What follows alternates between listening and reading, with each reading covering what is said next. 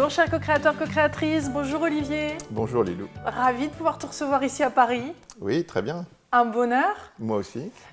Ton livre qui a été coécrit avec Yves-Michel Bolloré est sorti en 2021, donc on fait une interview un petit peu décalée, mais bon, cela dit, le collector, la version éditeur est sortie puisque vous avez vendu plus de 200 000 copies. Et on va sortir une édition poche dans 6 mois. Incroyable. Donc, Dieu se vend. Très bien, il se vend très bien. Donc, on va parler de ton livre, mais aussi, je voulais un petit peu aborder avec le recul et le feedback qui a été reçu par rapport à ce livre aussi, quelques petits points, parce que c'est ça qui est également croustillant et qui anime un peu le débat. Hein, nous, on souhaite les débats. On souhaite les débats et les interviews, c'est très très bien, surtout quand elles sont originales, et j'espère que tu feras quelque chose d'original. En tout cas, j'ai à cœur de faire quelque chose qui ressemble au livre aussi, cela dit, et qui questionne un peu deux, trois petites choses. Tu es polytechnicien, entrepreneur, auteur, conférencier. Tu as fait un TEDx d'ailleurs sur ce sujet. Oui. Sur les raisons en fait rationnelles de croire en Dieu. Oui, sur l'évolution de la science depuis 100 ans. C'était depuis 100 ans. En rapport avec Dieu. Oui. Voilà. Donc, par où commencer sur ce sujet? J'avais envie de parler un petit peu sémantique pour pouvoir parler un petit peu plus de la science après. Bien sûr. Alors déjà, 51% apparemment des Français ne croient pas en Dieu. Oui, il y a un dernier sondage qui dit à peu près ça, effectivement. Voilà.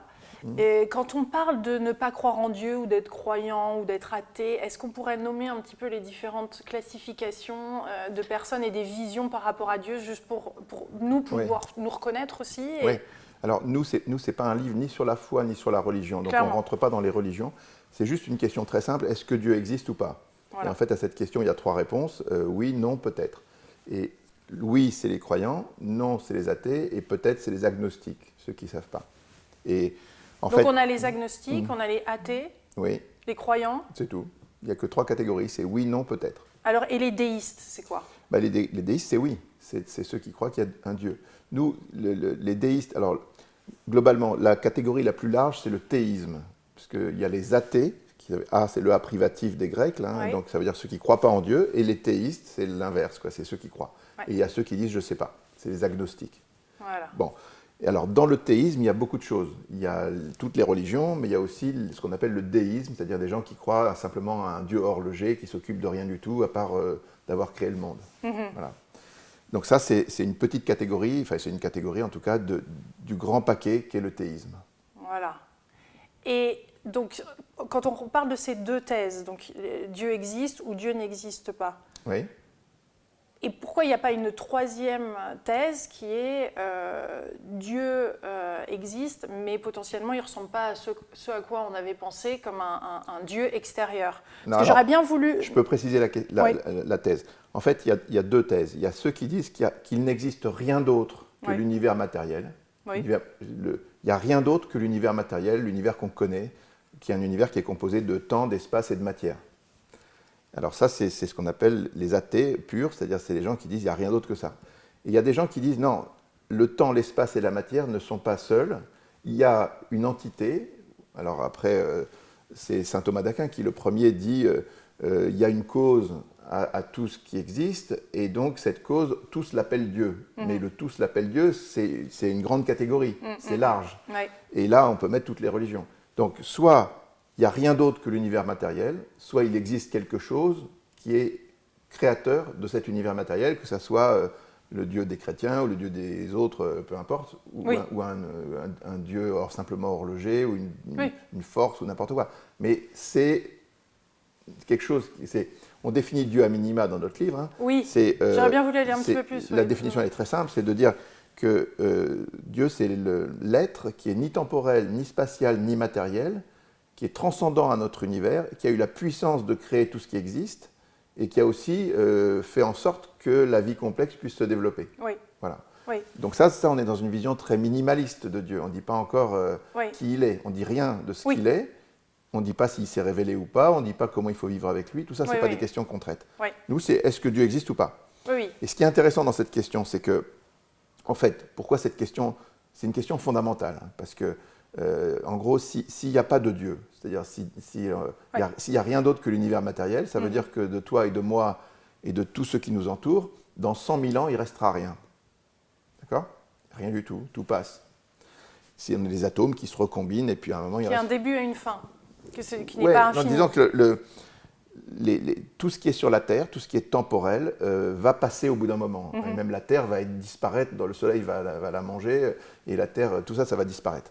Donc ça veut dire que dans cette vision, c'est un peu déprimant, parce que quoi qu'on fasse, il n'y a rien qui va durer pour toujours, et donc tout va passer, et donc rien n'a de sens en fait. Rien n'a de... Donc ça ne faut pas s'étonner qu'on consomme des antidépresseurs et que beaucoup de gens se suicident en disant « je ne comprends rien ». Ça, c'est la vision athée. Par contre, si jamais il y a un être qui demeure éternellement, c'est-à-dire qui est au-delà du temps, de l'espace et de la matière, qui est là pour toujours, et qu'on peut interagir avec ça, alors ce qui va rester, ce qui va demeurer pour l'éternité, ça a une valeur infinie par rapport à ce qui passe, qui a une valeur relative. Tout ce qui se passe sur la Terre a une valeur relative, et ce qui se passe dans l'éternité a une valeur infinie. Donc ça justifie qu'on puisse se battre sur la Terre pour des choses qui nous dépassent, parce que ça existe, et peut-être que, et même donner sa vie pour certains, parce que l'éternité c'est plus important. Donc mais clairement, un livre comme ça, il y a un impact. Vous avez cherché à avoir un impact. Non, mais ce que je veux dire, c'est que cette question, elle est hyper importante. On devrait se la poser tous les jours. Pourquoi est-ce que les gens ne se la posent pas? Pourquoi est-ce que l'ONU ne s'en occupe pas? Pourquoi ce n'est pas au journal de 20h tous les soirs?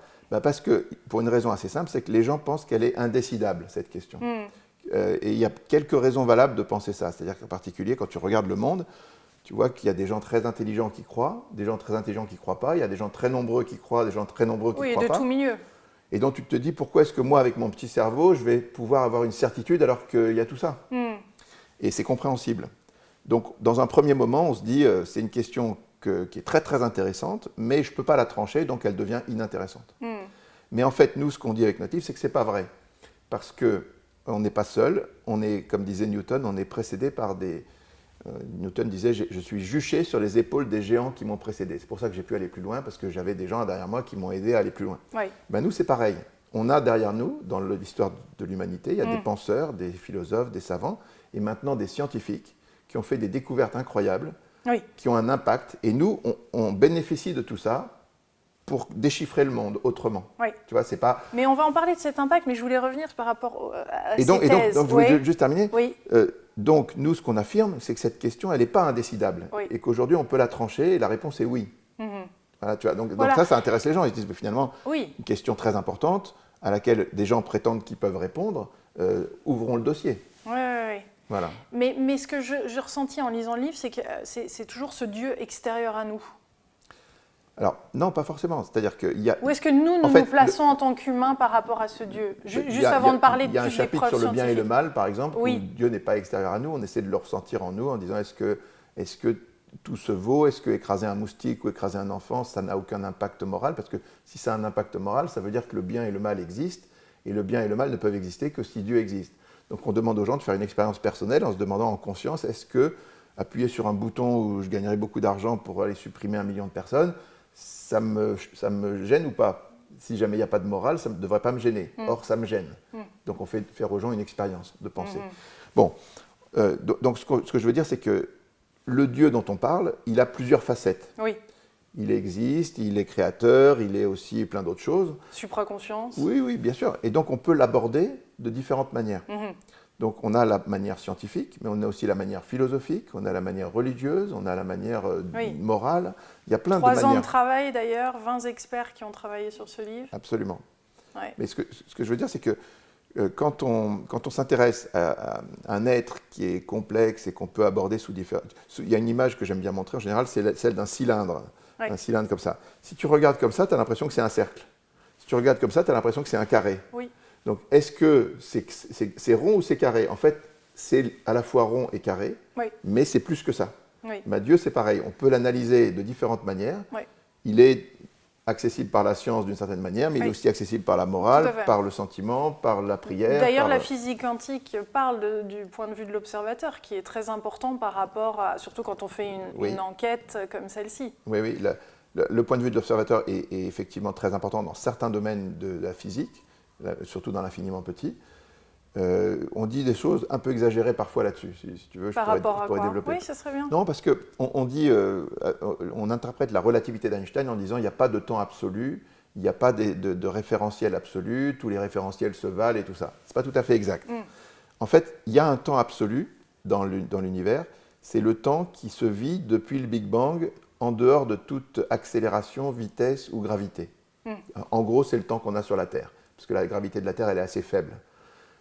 Quand on est sur la Terre, le temps passe à une certaine vitesse. Si tu es près du Soleil, le temps passe beaucoup moins vite. Si tu es dans un trou noir, il s'arrête. Ça, c'est de la physique, ça paraît complètement fou, mais on en est sûr aujourd'hui. Donc, si tu vas à la vitesse de la lumière, le temps s'arrête. Il n'existe pas. C'est hyper... Non, il existe.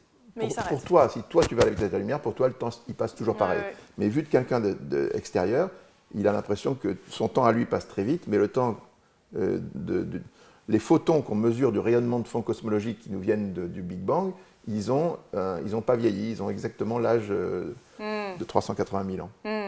Donc tout ça pour dire qu'il y a un temps absolu qui est le temps en dehors de toute gravité. Et tous les autres temps sont des temps plus lents. Mais donc il y a des temps relatifs aussi. Et puis on dit aussi qu'il n'y a pas de référentiel absolu dans l'univers, ce n'est pas tout à fait exact, parce qu'il y a un référentiel par rapport auquel il faut qu'on corrige toutes nos images quand on fait de l'astronomie, c'est le rayonnement de fond cosmologique. Et quand on fait cette image, je ne sais pas si tu as vu l'image déjà du rayonnement de fond cosmologique, ou un truc bleu là où on voit des petites images. Oui. Ça nous montre la sphère qui est autour de nous et les toutes petites différences de température qu'il y avait au tout début, qui sont la cause des galaxies et qui sont la cause des différences de densité et de chaleur, et donc qui sont la cause de toutes les galaxies qu'on a dans l'univers aujourd'hui. Cette image-là, en fait, elle est, pour la voir, il faut qu'on corrige, parce que le Soleil, notre système solaire se déplace à 300 km/s par rapport à cette image. Donc pour avoir l'image, il faut qu'on corrige ça. Donc il y a bien un référentiel absolu dans l'univers qui est celui de cette image. Voilà, donc on parlait de physique quantique et du point de vue de l'observateur qui est intéressant. Et ce que certaines personnes, ce que certains lecteurs disent, c'est qu'ils voient qu'au début c'est un point de vue déiste, donc voilà, et qu'ensuite petit à petit, le fait que vous soyez tous les deux catholiques a quand même eu une influence et influence le livre et la manière bien sûr dont il a été construit. Avec une première partie très scientifique et très bien construite, et une autre où certaines personnes se disent je m'y reconnais un petit peu moins, ou c'est comme si c'était une thèse, je comprends ce que un plaidoyer pour Jésus, pour l'incarnation du Christ finalement, qui serait cette représentation de Dieu. Je comprends ce que tu dis. Alors, il y a pas mal de personnes qui raisonnent là-dessus, qui en parlent dans les commentaires. Hier, j'ai présenté le livre à la Grande Loge nationale de France de Lyon. Et il m'a posé la même question. Et en fait, je vais y répondre parce que c'est important. Nous, on a essayé on est catholique, oui, c'est vrai, mais on a essayé de s'extraire de ça pour faire une enquête sur la question de Dieu. Et comme dans toute enquête, si tu fais une enquête, si tu es Colombo ou Sherlock Holmes, tu vas faire une enquête des fois avec des moyens de police scientifique. C'est-à-dire que tu vas regarder les empreintes digitales, l'ADN, les téléphones mobiles, ça c'est de la police scientifique. Mais tu vas aussi regarder s'il n'y a pas des anomalies dans les témoignages des uns et des autres, s'il n'y a pas des trucs qui ne collent pas, et tu fais une enquête à la Colombo. Tu vois, il sait des choses qu'il ne devait pas savoir, comment vous savez ça, tu vois, bon. Donc, une enquête, pour qu'elle soit probante, puisque aucune preuve n'est absolue, il faut accumuler des preuves qui vont toutes dans le même sens, et au bout d'un moment, on se dit qu'il y a un faisceau de preuves convergents, et on dit c'est sûr que c'est vrai.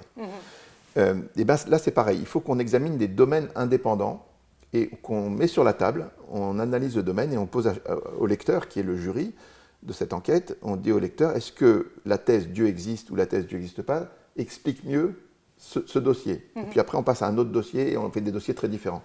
Donc on a tous les dossiers scientifiques qui font à peu près les 2/3 du livre. Et c'est important parce que la science, ce n'est pas les preuves de Dieu. Si je te demande à toi pourquoi tu crois en Dieu ou si je demande à d'autres personnes, la plupart des gens ne vont jamais me répondre à cause de preuves scientifiques ou de preuves rationnelles. Ils croient en Dieu parce qu'ils ont vu un coucher de soleil, parce qu'ils ont rencontré Mère Teresa, parce qu'ils sont allés à Lourdes, parce qu'ils ont eu des témoignages, parce qu'ils ont vécu des choses personnelles de la providence de Dieu ou de la prière. Voilà, il y a 1000 raisons de croire en Dieu. Mais on parle beaucoup de science parce que c'était important, parce que la science a été le seul discours un peu structuré qui a semblé dire on n'a pas besoin de Dieu. Donc maintenant, la science a changé de camp, elle dit c'est très difficile d'expliquer beaucoup de choses en science maintenant sans Dieu. Donc c'est ça qu'on raconte. Et donc tout converge. Les preuves scientifiques, mais aussi les preuves philosophiques, les preuves liées à la religion, à la révélation judéo-chrétienne qui sont énormes. Bon. Donc, vous dites être matérialiste est devenu irrationnel. Complètement irrationnel. Et on est prêt à en dire. Alors ce que j'aimerais bien, je suis prêt à en débattre avec n'importe qui. Donc c'est ça qu'on lance un message.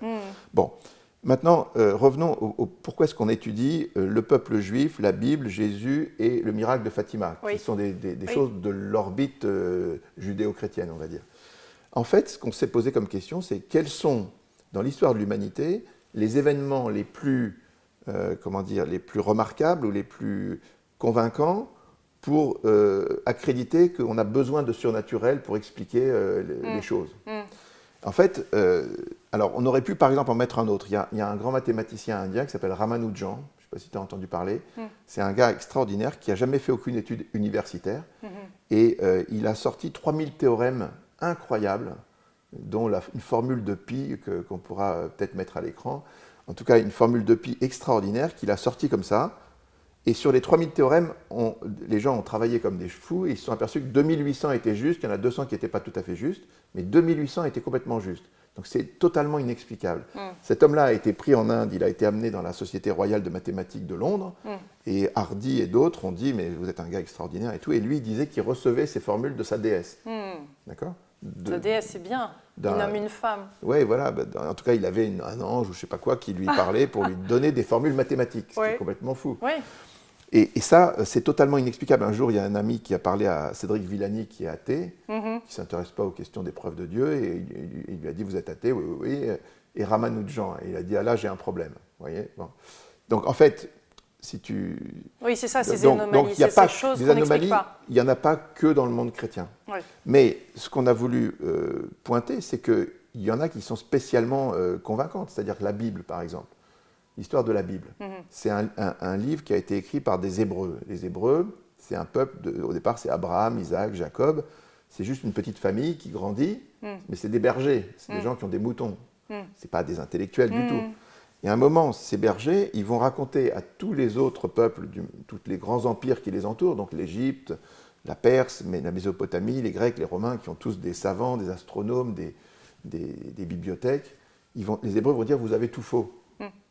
Nous, on sait qu'au ciel, il n'y a pas des dieux très nombreux qui se battent entre eux avec des têtes de chameaux. On sait qu'il y a un seul Dieu, il est transcendant, il a tout créé, il y a eu un début, il y aura une fin à l'univers, et entre-temps, il s'use. Tous les autres peuples pensaient que parmi les hommes, il y avait des sous-hommes comme des esclaves, ou des surhommes comme le pharaon, l'empereur de Rome, Achille, Hector, tout ça. Et les Hébreux disent « non, non, ça c'est pas vrai, on est tous fils d'Adam au même niveau ». Et puis tous les peuples pensaient que ce qui fait bouger la mer, c'est Poséidon, ou les éclairs, c'est Zeus, ou les sources, les forêts, c'est des génies. Les Hébreux disent non, non, ça c'est de l'idolâtrie. Dans la nature, il n'y a que la nature.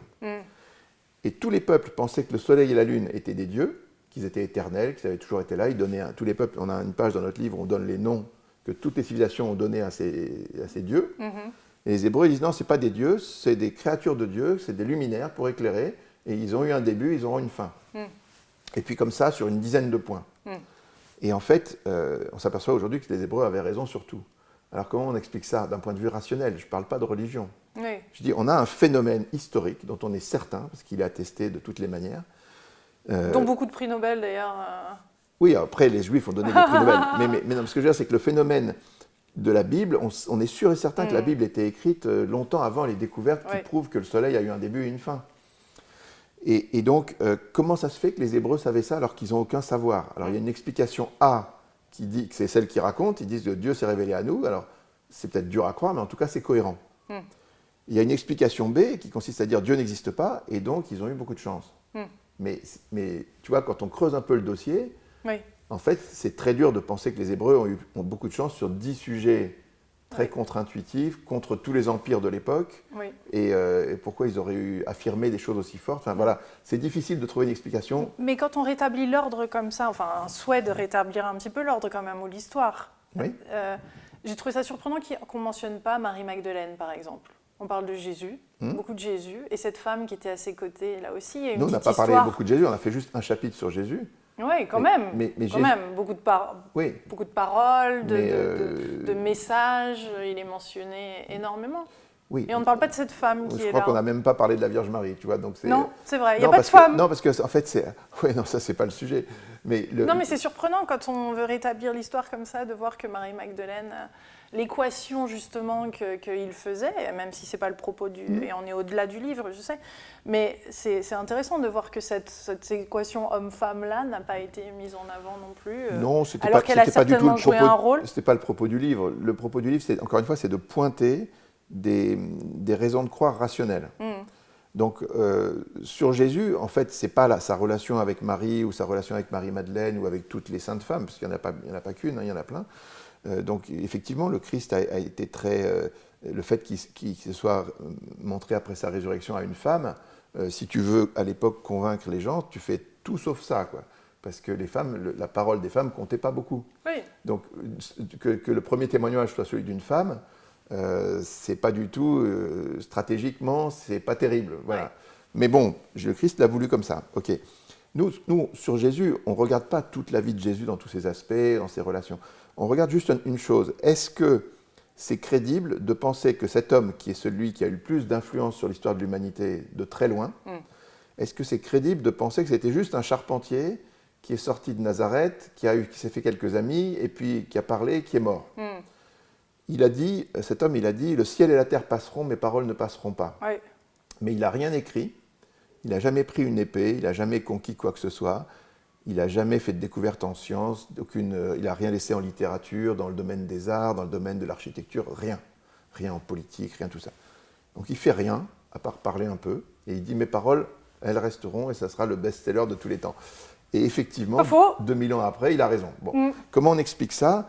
Il a coupé l'histoire en deux, c'est-à-dire d'un bout à l'autre de la Terre, c'est par rapport à sa date de naissance qu'on se réfère pour les contrats, les mariages, les naissances, tout ce qu'on veut.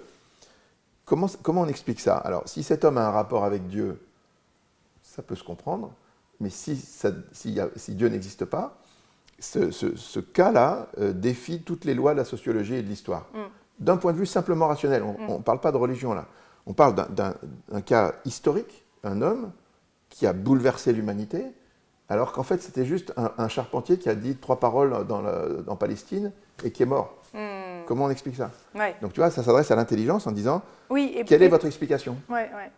Et puis ça aurait pu être, on aurait pu parler de Ramanujan. D'ailleurs, on a écrit le chapitre maintenant, et peut-être qu'on le rajoutera dans une prochaine version du livre. Donc, et puis le truc de Fatima, c'est à peu près pareil. On ne parle pas de Fatima en tant que phénomène religieux. On parle de Fatima en tant que phénomène humain, historique. Il s'est passé quelque chose. Voilà. Parce que il y a les deux thèses, Dieu existe et Dieu n'existe pas, elles ont des implications. Une des implications, Dieu n'existe pas, c'est que les miracles ne sont pas possibles, les prophéties ne sont pas possibles, les apparitions ne sont pas possibles. Les guérisons spontanées non plus. Éventuellement avec des histoires naturelles. On pourrait avoir des phénomènes naturels qu'on ne comprend pas. Mais en tout cas, une révélation d'un Dieu ou une prophétie ou un message de la Vierge Marie dans un autre, si jamais il n'y a pas de Dieu, ce n'est pas possible. Bon. Donc, on regarde le cas de Fatima et on dit aux athées, est-ce que vous avez une explication naturelle? Le cas de Fatima est assez intéressant. C'est 3 enfants de 10 ans, il y en a 2 qui ont moins de 10 ans et une qui a 10 ans. Et ces enfants, à un moment, ils disent qu'ils voient la Vierge Marie tous les 13 du mois. Avant, ils ont vu l'ange du Portugal, mais ils voient la Vierge Marie 13 mai, 13 juin. Et 13 juillet, ils disent, la Sainte Vierge leur dit, dans 3 mois, je ferai un miracle pour que tous puissent croire. Alors le bruit se répand, il y a de plus en plus de gens qui viennent les 13 du mois. Et le 13 octobre, il y a 60 000, entre 30 et 70 000 personnes qui sont dans la Cova da Iria, un champ. Il pleut, tout est trempé par terre, les gens sont trempés aussi. Et à un moment, le ciel s'écarte et on voit le soleil apparaître, on arrive à voir le soleil, et pendant 12 minutes, il se met à tourner sur lui-même, à changer de couleur, à venir sur les gens, et tout le monde est stupéfait, halluciné, terrifié, tout ce qu'on veut.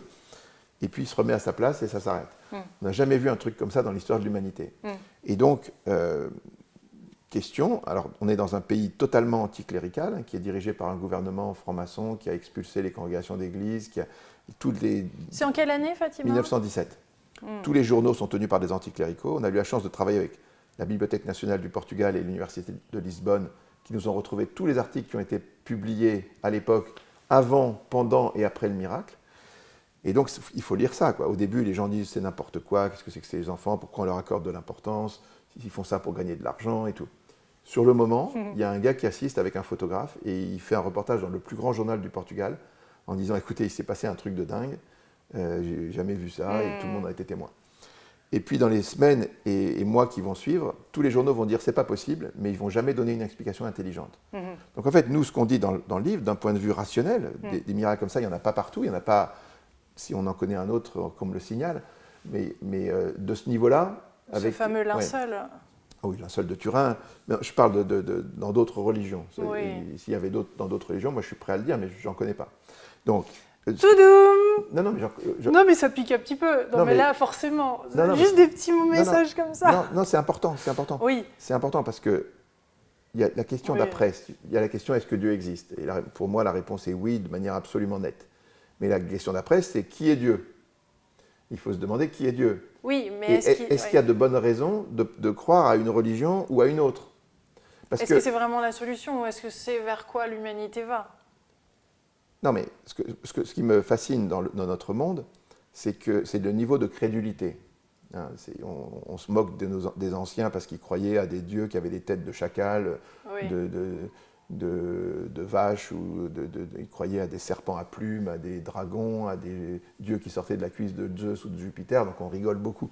Mais de nos jours, on croit à des trucs complètement... Oui, ce que vous dites, c'est qu'il y a 5 siècles, tout le monde était croyant, en fait. Et en 5 siècles, au fur et à mesure, vu le nombre de découvertes scientifiques, que d'ailleurs vous nommez, au fur et à mesure, qu'est-ce que la science, je veux dire, qu'est-ce qu'elle a voulu faire, ou est-ce qu'il y a eu vraiment quelque chose de complotiste ou de voulu dans tout ça, pas ou du ça tout. s'est fait au fur et à mesure et finalement, la science a presque évincé Dieu. Enfin, comment ça s'est fait? C'est assez simple. En fait, Sans raconter toute l'historique qui est très bien détaillée dans le livre. On va faire très court.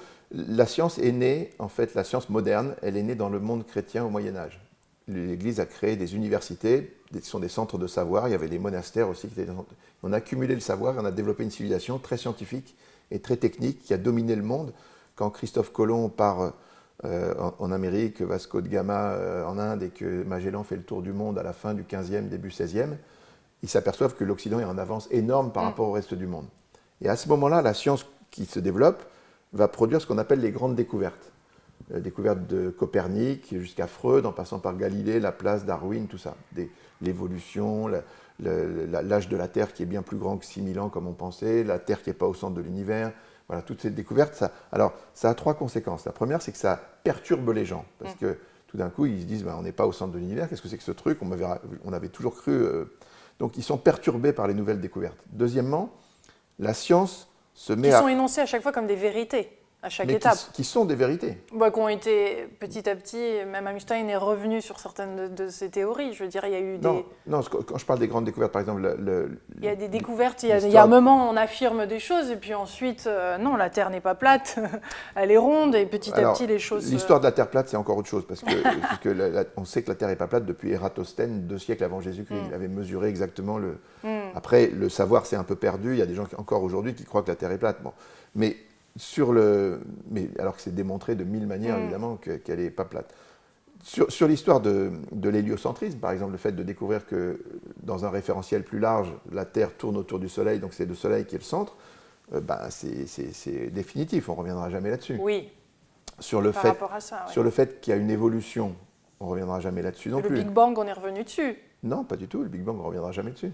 Le Big Bang, personne ne parlait du Big Bang avant, ou en tous les cas de sa place et de ses conséquences, c'est ce que je veux dire. Quand les découvertes sont établies, en science, il y a 3 choses. Il y a l'intuition physique, le sens physique, les modèles mathématiques et l'observation et l'expérimentation. Si les 3 sont d'accord, c'est-à-dire quand Copernic ou Kepler font leurs modèles et ils imaginent des choses, donc ça c'est l'intuition physique. Ensuite ils font un modèle mathématique qui permet de prévoir les planètes et ça marche. Et puis ensuite on observe les choses avec les satellites et tout, donc là on est sûr que c'est vrai. Le Big Bang c'est pareil. Le Big Bang a été une intuition physique d'abord, avec des gens comme l'abbé Lemaître et d'autres. Ensuite, ça a été mis en modèle mathématique grâce aux équations d'Einstein, qui ont permis de faire des prévisions, comme le rayonnement de fond cosmologique ou les abondances de l'univers, c'est-à-dire les compositions de l'univers ont été prévues à l'avance. Et ensuite, on a observé et ça correspondait aux prévisions. qu'il y avait 75% d'hydrogène, 25% d'hélium dans l'univers. Ça avait été prévu des années avant par les équations. Oui. Mais malgré tout ça, il plane quand même un mystère. Même le prix Nobel de physique qui a fait votre préface et qui a eu le prix Nobel en 78 dit tout ça reste quand même un mystère. Ce livre va vous aider à éclaircir certaines choses, mais soyons clairs. Moi-même, il dit je ne sais pas, j'ai pas la réponse. Alors ça, c'est très très important. Pourquoi est-ce qu'il dit ça? En fait, lui, il faut bien lire la préface, elle est extraordinaire. Il dit, voilà, moi quand j'étais jeune, je pensais que l'univers était stable, éternel, infini. Arrive la découverte qui montre qu'il y a un début. Et évidemment, ça pose immédiatement la question de la création. Et il dit, si vous êtes religieux dans l'optique judéo-chrétienne en croyant à la Genèse, ça colle parfaitement. Mais je ne peux pas exclure qu'il y a peut-être une autre explication dans mon domaine. Donc en fait, qu'est-ce qu'il est en train de dire? Il est en train de dire la thèse croyante est complètement confortée par la science, sauf qu'il y a peut-être une hypothèse qu'il n'a pas vue, et donc dans son domaine à lui, ce n'est pas une preuve absolue. Oui. Ce qui est tout à fait exact. Mais de toute manière, il n'y a jamais aucune preuve absolue. Donc, dans son domaine, il n'y a pas de preuve absolue. Qu'est-ce qui va être convaincant? Souvent, on me demande quelle est la preuve de Dieu la plus convaincante. Ben, je dis, ce qui est le plus convaincant, ce n'est pas une preuve, c'est le faisceau de preuves convergentes. Je te donne un exemple. Si on joue au Cluedo et qu'on a, on a le colonel Moutarde dans la véranda avec le chandelier, que sur le chandelier, il y a des traces d'ADN du colonel, de la victime, il y a ses empreintes digitales partout, il y a 3 témoins qui l'ont vu, il y a une caméra de vidéosurveillance qui l'a filmé et lui-même, il avoue. Oui. Quand tu vois tout ça, tu arrives devant un tribunal, ça ne va pas prendre longtemps de dire qu'il est coupable. Parce que les indices s'accumulent, ils sont convergents et au bout d'un moment, tu dis, on est sûr, on a une certitude au-delà de tout doute raisonnable. Sauf qu'il n'y a aucune de ces preuves qui est absolue. Tu pourrais être tout à fait dans un complot que tous ces gens-là te racontent pour des raisons que j'ignore, mais ils pourraient te raconter une histoire, avoir fait trafiquer un film, et en fait, ce n'est pas vrai. Donc il y a une hypothèse dans laquelle c'est pas vrai. Et la justice ne pas faire son travail. Exactement, exactement. Donc en fait, il y a toujours... alors, c'est pour ça qu'il ne faut pas regarder un seul domaine, il faut que les preuves s'accumulent et qu'elles viennent de domaines indépendants. C'est pour ça que c'est très important d'avoir une enquête large, qui inclut la science, mais pas que la science. Donc c'est ce qu'on a fait dans ce livre, et c'est pour ça qu'on trouve que c'est très convaincant à la fin, parce que toutes les preuves s'accumulent et vont dans le même sens. Et avec quand même ce mystère qui plane. Parce que je pense que la science, des fois, c'est dogmatisé dans des absolues vérités. Et finalement, il y a ce mystère qui est quand même bien plus grand que nous, qui est au-delà, qui est difficile à nommer, que vous tentez de nommer en tous les cas, et d'en parler, de pointer du doigt vers ça. Mais finalement, c'est juste extraordinaire. Et avons-nous vraiment toutes les réponses de tout ça? Non. Cette ouverture d'esprit me paraît énorme, et par moments, la science, en effet, a mis un... Ce qui est sûr et certain, c'est que les questions du monde sont immenses, qu'il y en a plein auxquelles on n'a pas de réponse. Mais par contre, il y a un certain nombre de points sur lesquels on peut s'appuyer pour affirmer de manière certaine qu'il y a un Dieu. Alors, quand la science parle d'un Dieu, il y a un truc très important. Elle ne dit pas qui il est. Elle dit simplement que le monde autour de nous est inexplicable sans une cause qui est à l'origine du début de l'univers, du réglage fin de l'univers ou d'un certain nombre de choses. Saint Thomas d'Aquin, il fait un livre qui s'appelle « La Somme contre les gentils » où il explique pourquoi il faut croire. Et il a un chapitre 13 qui s'appelle « Les preuves de l'existence de Dieu ». Et le chapitre 14, c'est « On ne peut parler de Dieu à partir du monde que de manière négative, indirecte ». En fait, on peut dire ce que Dieu n'est pas. On peut dire que Dieu est nécessaire, mais on peut dire ce qu'il n'est pas. Mais on ne peut pas dire ce qu'il est à partir du monde. Pour dire ce qu'il est, il faut une révélation. On ne peut pas aller plus loin sur Dieu sans une révélation. Oui, donc il y a quelque chose d'intérieur à nous dans Dieu. C'est ça que j'ai trouvé. Il y a quand même quelque chose en nous qui est Dieu, peut-être. Alors non, nous, on n'est pas comment Dieu. Nous exclure on peut pas être Dieu, nous. Non, mais partie de ce Dieu-là. Pourquoi le Dieu, finalement, c'est comme si le Dieu avait été peut-être mal défini dès le départ Moi, je trouve qu'il est très bien défini. Pourquoi il serait extérieur à nous? C'est ça qui me dérange. Alors, la définition même du Dieu minimal dont on parle dans notre livre, c'est que est-ce qu'il n'y a rien d'autre qui existe que l'univers matériel, ou est-ce qu'on est obligé de penser qu'il y a quelque chose d'autre qui existe comme une cause qui a causé cet univers matériel? Dieu, c'est la grande cause qui... Alors, il y a eu plein de raisonnements sur tout ça. Si tu veux, mais ça ouvre tellement d'autres questions, c'est ça, c'est que votre livre, bien sûr on part tous comme ça, parce que forcément... Je répète, notre livre, c'est une enquête sur une question très limitée. Est-ce que Dieu existe ou pas? Une fois que tu as répondu oui à cette question, il y a 1000 autres questions pour dire qui est Dieu, comment se comporter avec lui, est-ce qu'il s'est révélé ou pas, et qu'est-ce qu'on peut dire. Donc, Et donc si Dieu, Évidemment par qu'il y a plein d'autres exemple, le questions. destin, même si Dieu, alors on a tous un destin déjà écrit, est-ce que le libre arbitre finalement existe vraiment? Non, pas du tout, on n'a pas de destin déjà écrit. Bien sûr qu'il y a un libre arbitre, de toute façon on le sent bien qu'on a un libre arbitre. Donc ça, c'est des questions qu'on n'aborde pas du tout dans le livre. Non. Mais On est au-delà. Mais c'est évident qu'on Mais a... ça vient titiller d'autres questions. Non, bien, mais attends. Si tu me dis qu'il y a d'autres questions que celles auxquelles on répond dans le livre, qu'il y a une seule petite question très limitée, la réponse est oui, bien évidemment. Ouais. Il y a 1000 autres questions. Et évidemment que... D'ailleurs, vous en abordez quelques-unes à la fin, dont pourquoi des personnes me posent, mais si Dieu, pourquoi il y a des atrocités sur Terre? Oui, bien sûr, c'est une question que tout le monde se pose. Une fois qu'on a dit Dieu existe, cette question-là, elle vient tout de suite. Pourquoi est-ce qu'il y a tant de choses de mal et de souffrance sur la Terre? Mais si tu as bien suivi les choses, tout ce qu'on vit sur la Terre, que ce soit du bien et du mal, de toute manière, c'est passager. Il y a saint Paul qui dit toutes les souffrances du temps présent sont rien par rapport à la gloire qui va nous être donnée dans le temps à venir. Donc en fait, c'est exactement le raisonnement dont je parlais tout à l'heure, c'est-à-dire tout ce qui est éternel a une valeur infinie. Si un jour on accède à une éternité bienheureuse, eh bien, on regardera les souffrances de la Terre comme des moments un peu durs, mais ils seront extrêmement relativisés par rapport à ce que ça aura permis ou aidé. Voilà. Donc, je ne dis pas que ça ne rend pas forcément plus facile de vivre les souffrances sur la Terre, mais quand tu raisonnes d'un point de vue purement rationnel, sur la Terre, il n'y a que des choses qui peuvent être relatives. Et ce qui est en éternel, donc de toute manière, il est tout à fait possible d'un point de vue rationnel d'avoir un Dieu qui permet le mal pour un plus grand bien après. C'est tout à fait rationnel. Après, que ça soit un peu dur à vivre dans l'émotionnel sur la Terre, ça c'est tout à fait vrai. Mais c'est un peu comme... Moi, ce que j'aime bien, après, en dehors du livre, que j'aime bien toujours me représenter Dieu comme un père.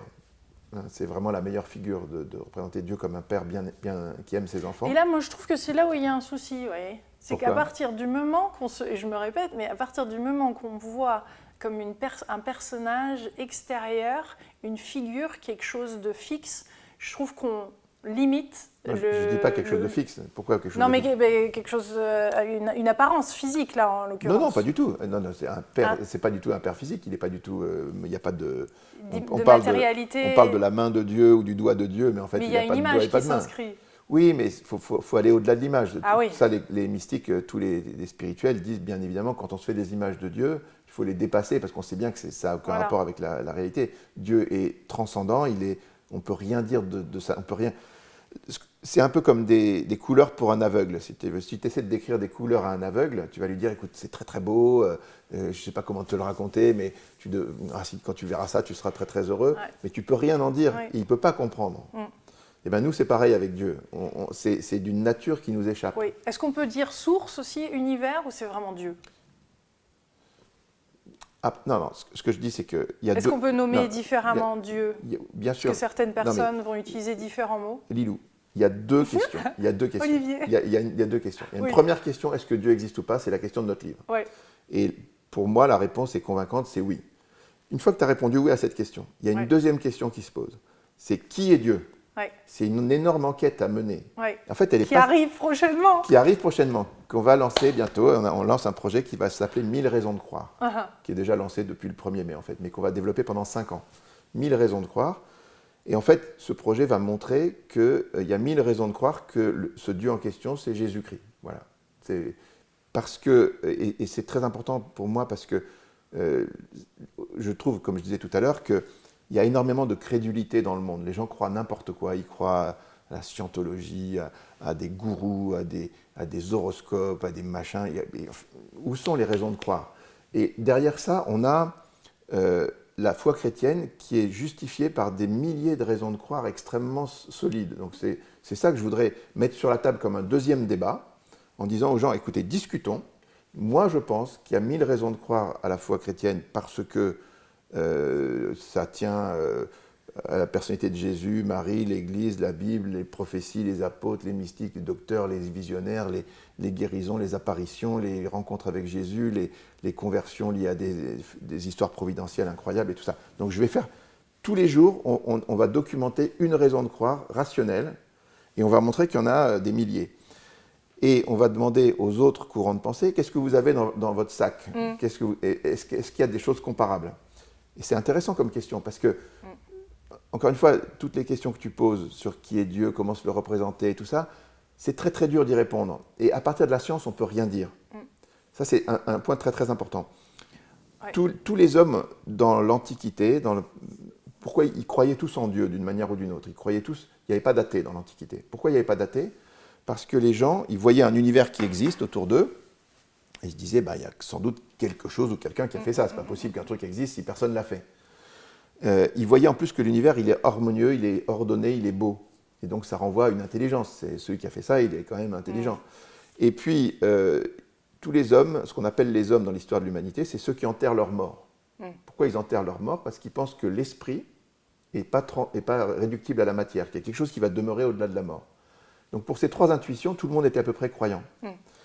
Et donc les gens, et c'est là que ça devient à mon avis un peu n'importe quoi, c'est qu'on peut dire à partir du monde qu'il y a forcément un Dieu, mais on ne peut rien dire de ce qu'il est, s'il n'y a pas de révélation. Or les hommes sont curieux.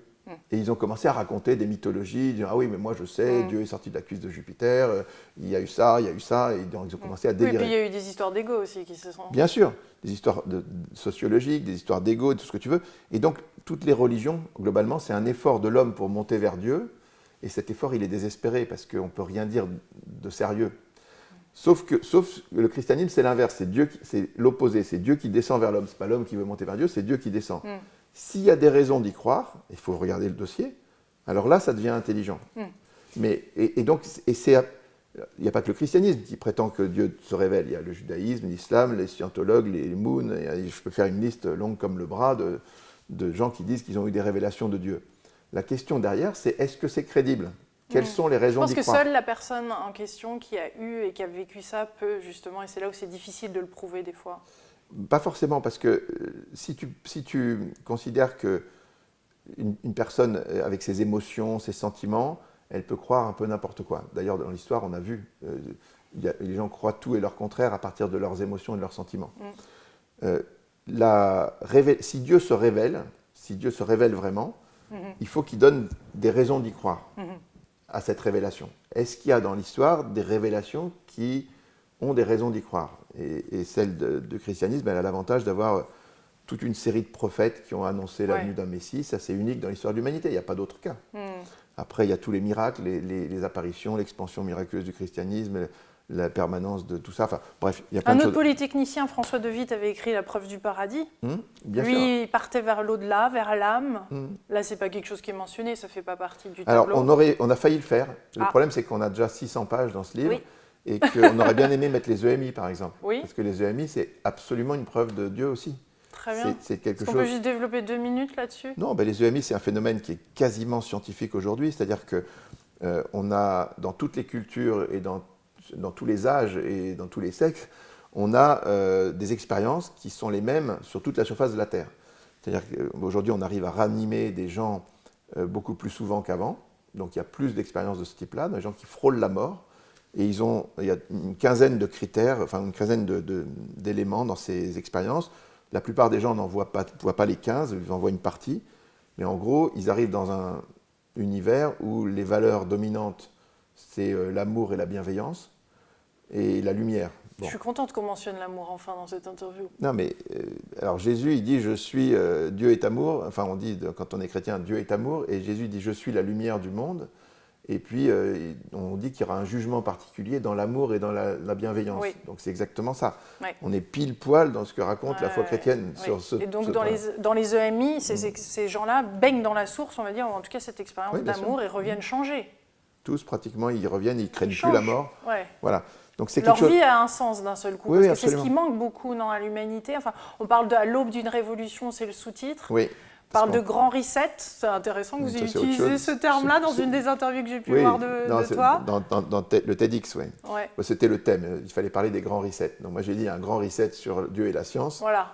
Qui a un grand changement. Donc là on parle d'une révolution.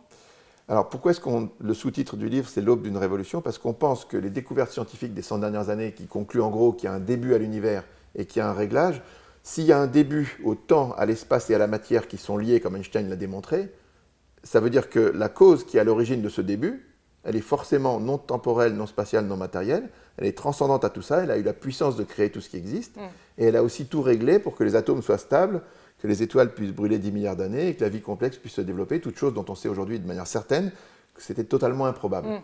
Donc on retrouve exactement la définition de Dieu par la science avec les découvertes modernes. Donc nous, ce qu'on dit, c'est que comme d'habitude, les découvertes scientifiques vont impacter la société, mais avec un peu de retard.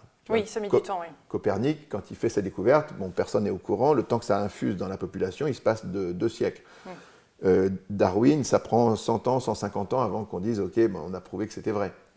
Tout Darwin n'est pas vrai, mais le principe de l'évolution est assez incontestable. Voilà.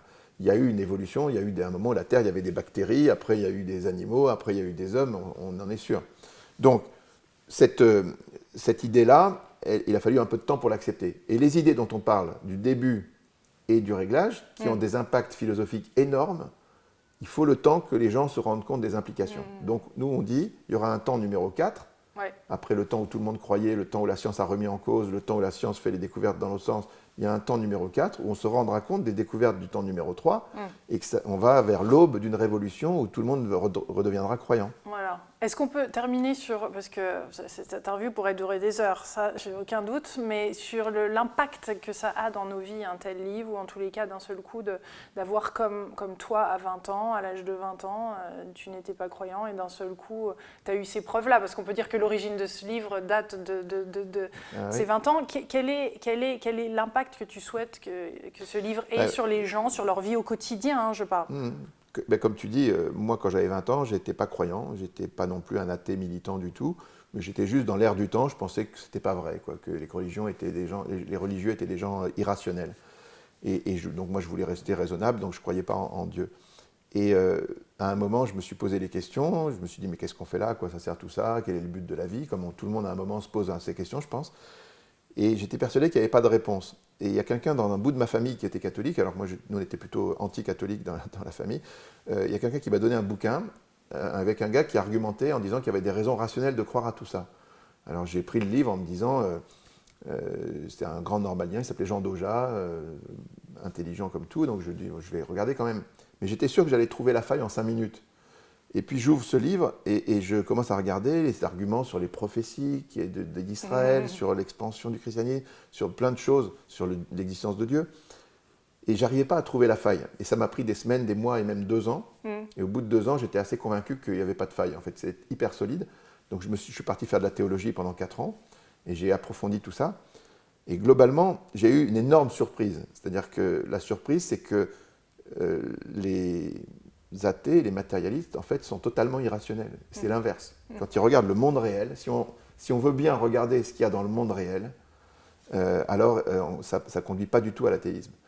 Et donc, cette surprise que j'ai eue à 20 ans, j'espère que ce sera celle des lecteurs. Et la bonne nouvelle, c'est qu'il y a plein de gens qui nous écrivent, pas tous les jours, hein, mais très souvent. Hier, on a reçu un témoignage incroyable, je te le montrerai, d'une femme qui dit qu'elle était complètement athée, et puis ça y est, elle a lu le livre, et maintenant elle a lu plein de choses, et elle est convaincue complètement. Et, bon, il y a plein de choses comme ça, on en reçoit des tas, et c'est vraiment très beau. Et donc, voilà, donc moi je souhaite continuer à...